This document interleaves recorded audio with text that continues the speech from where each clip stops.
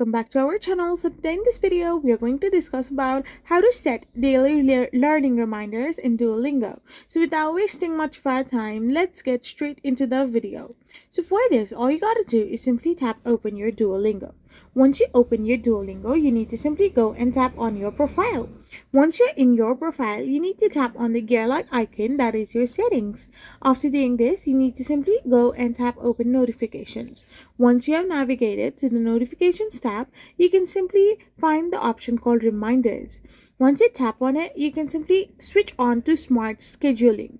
Once you turn the toggle to start scheduling or like smart scheduling, you can get a automatic reminder on a smart schedule basis. However, if you turn the toggle to the left hand side, you can simply set your reminder time according to your choice. You can simply manually set it according to your preference and timing.